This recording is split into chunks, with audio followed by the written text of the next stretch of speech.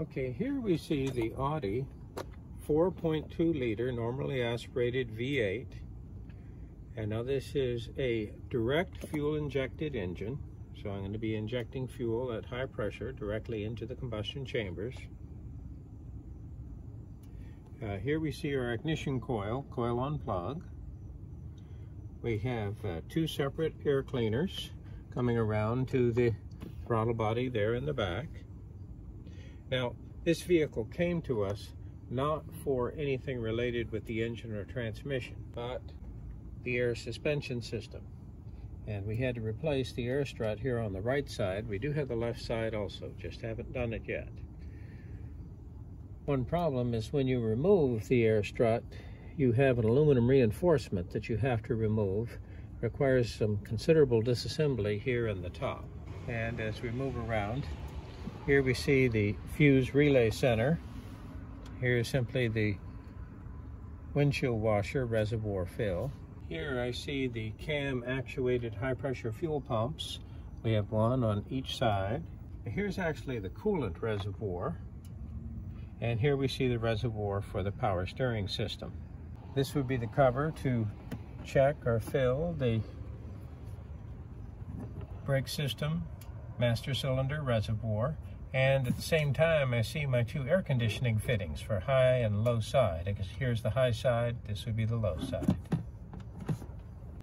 Okay, now as we look here we see our low pressure fuel sensor, and here we see fuel feed there coming to our high pressure pumps, and then from the high pressure pump we feed the high pressure fuel rails.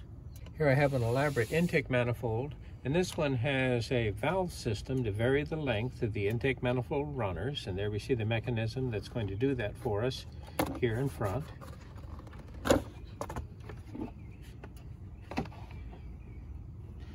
In fact, as I look at this and I compare it with the Mercedes, it's a similar setup, because I actually have a vacuum servo that's controlling this main valve, and then I have the two side valves.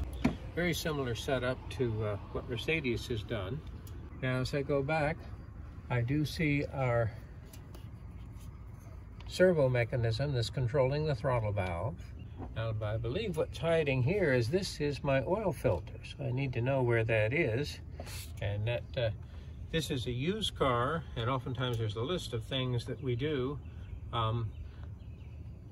Occasionally we'll actually change the oil on the engine, but normally we'll let the new owner do that, because obviously, especially with a luxury performance car like this, we'd need probably 7 quarts of a high quality synthetic oil, and of course its corresponding oil filter, and that could add $150 to the price of the car that we paid for it. All right, as we look here, we see the upper radiator hose there going to the engine. I have two large electric cooling fans. As I look at this engine compartment, it's not too bad as far as the access available there to the sides of the engine. Now the battery, obviously, for many large luxury import vehicles is actually located in the trunk, and this is no exception. The battery is a large battery, and it's located actually underneath the spare tire, and it's a space saver spare tire in the trunk.